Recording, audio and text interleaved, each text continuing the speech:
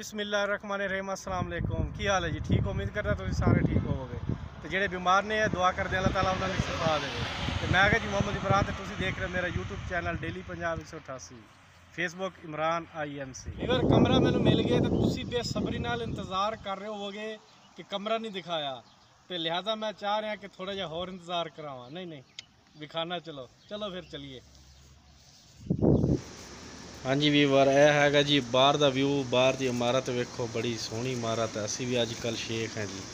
आ देखो अंदर जावांगे सीढ़ियाँ तो चढ़ के ते मेन गेट तो गुजरांगे। गेट वेखो कितना प्यारा है। असी शेख होंगे ना अजकल, सऊदी वाले नहीं, पाकिस्तानी। तो इधरों जी जनाब नाल ही लगते सज्जे हथ साडा दरवाज़ा खोलांगे तो अगे शुरू हो जाएगी गैलरी।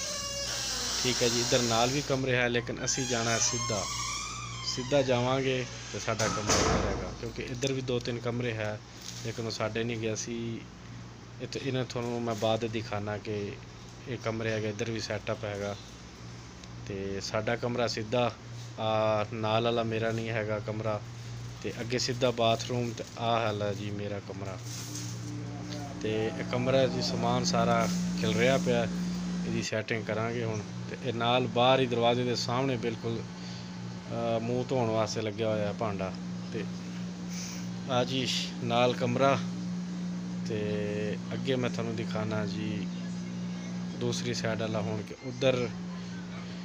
हाँ जी, इधरों इंटर जैवी होवांगे तो अगे जनाब एक हाल है। हाल दे नाल जनाब मैं अपना सिलेंडर रखा फिलहाल, तो नाल कमरा। तो अगे आ गया जी किचन। ये किचन है जी, यानी कि सारे 2 कमरे साढ़े वाले तो 3 कमरे इत्थे ने। सारे का किचन मुश्तरका है। आ किचन है जी, बहुत प्यारा किचन है जी। आ बैठने वास्ते, खाना खाने वास्ते कुर्सी लगी, टेबल लग्या होया। तो किचन के नाल जनाब अगों 2 कमरे ने, एक किचन तो पहले सी। तो ए जी बाथरूम इन्हां 3। हाँ जी, कमरे की लुक कुछ इस तरह हैगी जी। आ देखो जी सामने रोशनदान है जी, वो भी थोड़ा दिखाना। ये छत है जी यदि। हाँ जी चलाइए। हाँ देखो जी, ये जी AC लगे हुआ है।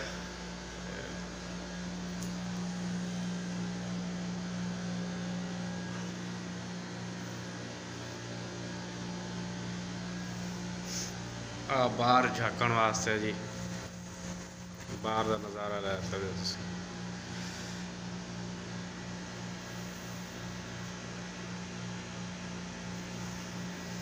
बाकी तो सारा कुछ सही हो गया। तो एक बंदे होर ने आके इत्थे रहना है, क्योंकि मैं कला नहीं है इत्थे। तो हफ्ते तक वो भी आ जाएगा। अज जुमेरात असी तैफ चले जावांगे, अपना समान वो ले आवेगा इत्थे। तो वो भी इत्थे रहता है मेरे नाल ही। तो नाल वाले कमरे 2 बंदे ने, तो परे जिहड़ा दिखाया उधर भी है लोग। चलो जी गुजारा करना। राती नींद सही तरह नहीं आई, क्योंकि AC की आवाज़ बहुत ज़्यादा है जी। उत्थे जिहड़ा AC सी उहदी आवाज़ नहीं हैगी सी, बिल्कुल आवाज़ नहीं हैगी सी। इसकी आवाज़ बहुत ज़्यादा महसूस हो रही है फिलहाल तो, लेकिन ऐसा आदि हो जावांगे। अच्छा जी, इधरों रोशनी बड़ी आती है दिने। देखो जी कितना चाणना थल्ले। तो ये बंद करने लई आ शीट लावांगे उत्ते, पर्दे तो है कोई नहीं। शीट लावांगे तो फिर रोशनी कम हो जाएगी।